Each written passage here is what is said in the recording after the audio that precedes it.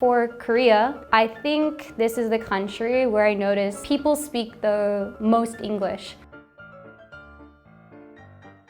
안녕하세요. 저는 미국에서 온 크리스티나입니다. 반갑습니다. So I've been here for about a little over 3 years now. I've been to China 4 or 5 years ago for 2 weeks, and I've been to Japan maybe about 4 times. I really liked Korea when I first came here. So I did some research for sure before coming here and living here. Actually, it was better than expected. I think because I met really good friends here and I have a really convenient lifestyle. So I travel around easily and I do many things here. So that made my life really fun. Okay, so I'm going to talk about the main differences that I found in Korea, Japan, and China. Number 1 is personality. So when I went to Japan, I noticed that people were very, very polite. For example, I bought a clothing item in a store and this person was so nice. The worker was so nice to help me and also carried my bag all the way to the entrance and bowed to me. So something like this I thought was wow.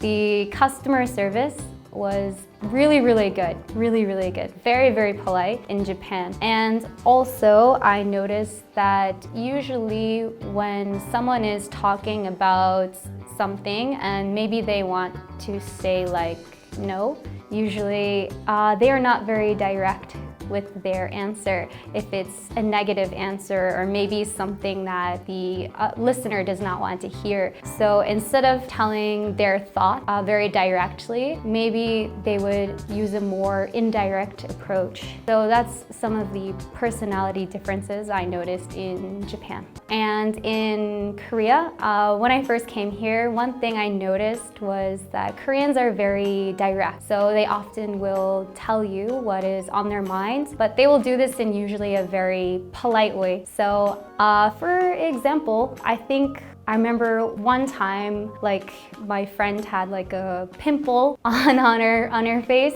and then our Korean friend was like, hey, you have a pimple. Oh, but here you should use this product because it will help you. You know, trying to help but maybe a more direct approach compared to some other countries. So I noticed this, my Korean friends are quite often they tell me how they feel directly, but not in a very rude way. For China, so when I went to China, I noticed that people often kind of do their own thing. I remember there was maybe someone who was being loud in a public place or someone who was dressed very differently like this. Not often would people stare at someone or look at them or say something. So this was a type of personality difference that I found in China. Most people, they kind of are not very aware of their other people around them. They kind of stick to what they're doing. So these are some of the personality differences between all 3 countries. English. Japan, I noticed that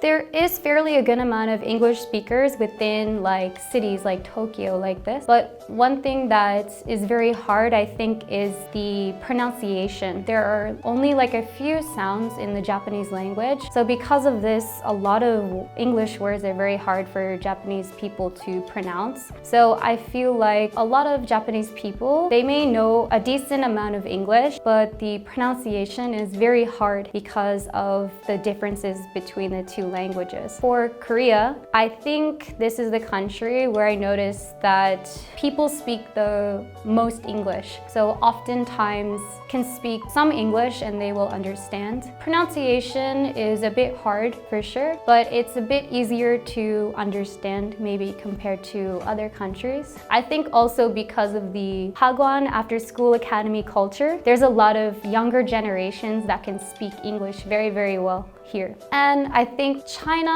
I was only there for about 2 weeks, so I did not have much experience talking, but I think this is the country that a lot of people didn't speak. It was not common for a lot of people to speak really good English. However, I did go to a university in China. The students there spoke English quite well. So I think definitely with the younger generation, they can speak pretty good if they are studying at their university, like English majors. They're really good with their pronunciation, I noticed. But if you are like in a restaurant or somewhere else and you speak English, they often might not understand you. I love fashion and I love Asian fashion. It's my favorite.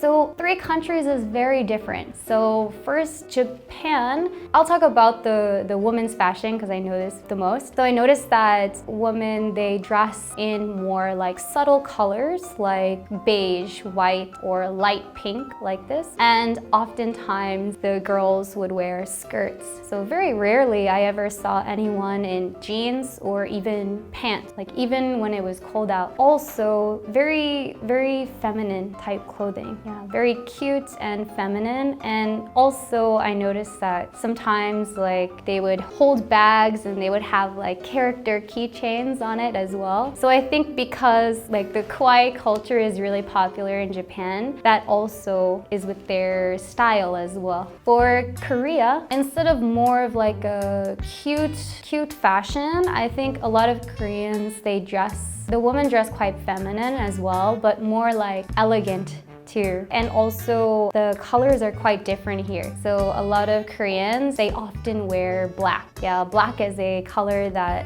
a lot of people wear. And also bright colors. So I think nowadays neon green is becoming a little popular, and also bright colors like red. You can see this. And the makeup style too. Not only are the clothing quite bright, but I think the lipstick too, red or orange type color based lipstick is quite popular here. Whereas Japan, I noticed they like to have more of a natural type look. So light pink colors are more popular there. And for China, I noticed that people tend to dress a bit more casually and often kind of like Western style clothing. So you can often see people with like t-shirts and jeans. I saw a lot in China. And also designer brands are very popular there too. So I would see a lot of like logo type shirt with the like designer brands like all over their shirt like this. So a lot of graphic types of clothing and also a more casual look I think is more popular in China. But I think it really depends on where you go as well. It varies. So when I was in Shanghai, I noticed that people dressed up a little bit more. My first country I